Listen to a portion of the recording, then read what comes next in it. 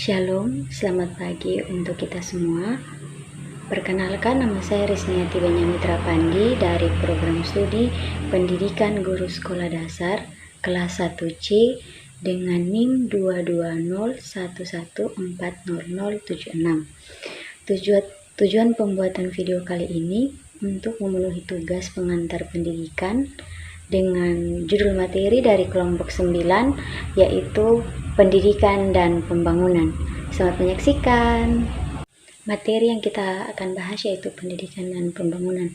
Nah, di pendidikan dan pembangunan kita akan belajar mengenai 6 topik, yaitu yang pertama, esensi pendidikan dan pembangunan serta titik temunya. Yang kedua, sumbangan pendidikan bagi pembangunan. Yang ketiga, pembangunan sistem pendidikan nasional. Yang keempat, pembangunan nasional. Yang kelima, pembangunan nasional Indonesia masa kini. Dan yang keenam, hubungan antara pendidikan dan pembangunan. Nah, sebelum kita belajar lebih jauh mengenai pendidikan dan pembangunan, kita harus terlebih dahulu tahu apa itu pengertian pendidikan dan pembangunan. Nah, pendidikan adalah pembelajaran pengetahuan, keterampilan, dan kebiasaan kelompok yang diturunkan dari satu generasi ke generasi berikutnya melalui pengajaran, pelatihan, dan penelitian. Pembangunan adalah segala usaha sadar atau rangkaian yang dilakukan oleh pemerintah untuk menciptakan perubahan dan menjadikan masyarakat menjadi manusia yang lebih baik.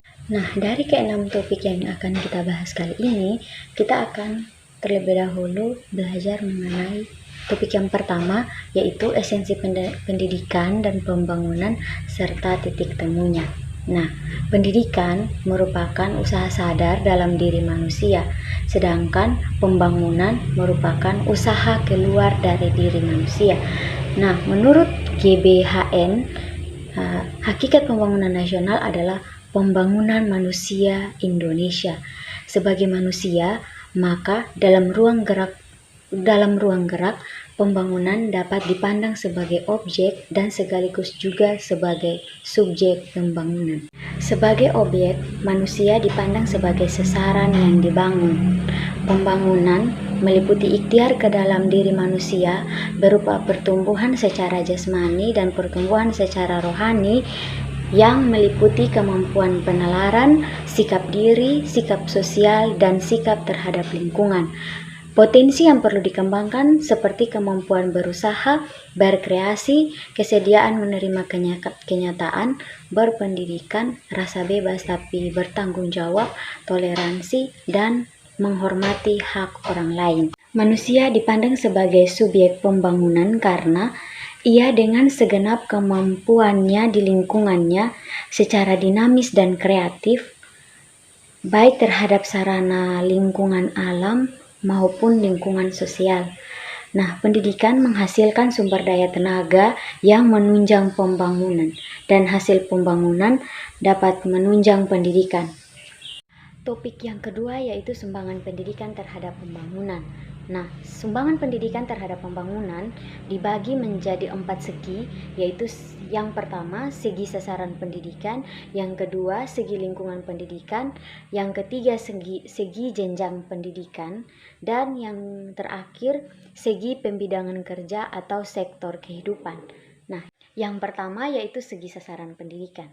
Pendidikan adalah usaha sadar yang ditujukan kepada peserta didik agar menjadi manusia yang berkepribadian kuat dan utuh serta bermoral tinggi. Yang kedua yaitu segi lingkungan pendidikan. Nah, segi lingkungan pendidikan dibagi menjadi 3, yaitu lingkungan keluarga, lingkungan sekolah, dan lingkungan masyarakat. Di lingkungan keluarga, peserta didik dilatih untuk berkebiasaan baik. Sementara di lingkungan sekolah, peserta didik dibimbing untuk memperluas bekal yang telah diperoleh di lingkungan keluarga berupa pengetahuan, keterampilan, dan sikap. Nah, sementara untuk di lingkungan masyarakat, peserta didik memperoleh bekal praktis dari lingkungan sekitar untuk berbagai jenis pendidikan. Yang ketiga yaitu segi jenjang pendidikan. Nah, pendidikan dasar memberikan bekal terhadap pendidikan tinggi dan pendidikan menengah. Jika pendidikan dasarnya berkualitas, maka pendidikan menengah dan pendidikan tingginya pun berkualitas. Yang keempat yaitu segi pembidangan kerja atau sektor kehidupan. Segi pembidangan kerja atau sektor kehidupan dibagi menjadi bidang ekonomi, bidang hukum, sosial politik, keuangan, perhubungan, komunikasi, pertanian, pertambangan, dan pertahanan. Topik yang ketiga yaitu pembangunan sistem pendidikan nasional. Nah, mengapa sistem pendidikan harus dibangun? Karena setiap pendidikan selalu berurusan dengan manusia, sebab hanya manusia yang dapat mendidik dan harus selalu mendidik. Sistem pendidikan merupakan sarana bagi manusia untuk menghantarkan dirinya menuju kesempurnaan. Sistem pendidikan nasional sebagai sarana yang menghantarkan manusia untuk menemukan jawaban atas teka-teki hidupnya, karena hanya manusia satu-satunya makhluk yang dikaruniai potensi untuk selalu menyempurnakan diri. Yang kedua, apa wujud pembangunan sistem pendidikan? Wujud pendidikan sistem pendidikan meliputi yang pertama, aspek filosofis keilmuan. Aspek filosofis keilmuan sebagai sarana untuk menghasilkan tenaga kerja yang terampil tetapi bersifat bergantung dan loyal kepada penjajahan. Yang kedua, aspek yuridis. Aspek yuridis memenuhi, menyempurnakan kebutuhan-kebutuhan baru yang hanya dapat dilakukan dengan mendasar diri pada undang-undang pendidikan. Yang ketiga, aspek struktur. Aspek struktur yaitu pembenahan struktur pendidikan yang mencakup jenjang dan jenis pendidikan, lama waktu belajar dari jenjang yang satu ke jenjang yang lain sebagai akibat dari perkembangan sosial budaya dan politik. Yang keempat, aspek kurikulum. Aspek kurikulum merupakan sarana pencapaian tujuan. Jika tujuan kurikuler berubah, maka kurikulum pun berubah. Perubahan tersebut mengenai materi, orientasi, pendekatan, dan metodenya. Topik yang keempat yaitu pembangunan nasional. Peran pembangunan nasional adalah sebagai payung pembangunan pendidikan nasional yang berfungsi menjadi salah satu pembatas lingkungan, pembangunan pendidikan nasional, dan parameter atau tolak ukur kontribusi keberhasilan fungsi pembangunan pendidikan nasional terhadap pembangunan nasional. Sebagai sumber yang memberikan masukan pada pembangunan pendidikan nasional berupa hasil-hasil pembangunan seperti informasi, energi atau tenaga, dan bahan-bahan. Topik yang kelima yaitu pembangunan nasional Indonesia masa kini. Di Indonesia, masalah ekonomi penduduk tergolong sangat serius karena belum sejahtera secara ekonomi.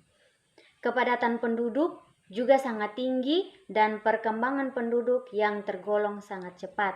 Oleh karena itu, perlu diadakan pembangunan ekonomi untuk mengatasi masalah kemiskinan, pengangguran, meningkatkan kesejahteraan masyarakat, dan kemerdekaan dalam bidang politik dengan pembangunan ekonomi.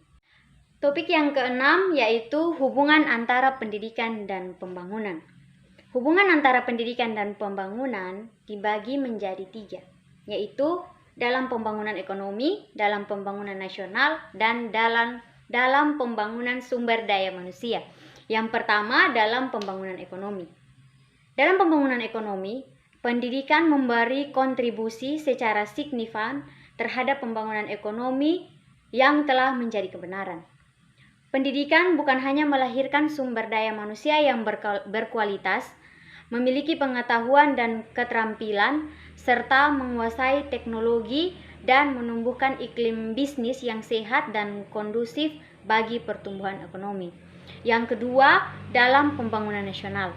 Dalam pembangunan nasional, pendidikan nasional berfungsi untuk mengembangkan kemampuan dan membentuk watak serta peradaban bangsa yang bermartabat dalam rangka mencerdaskan kehidupan bangsa.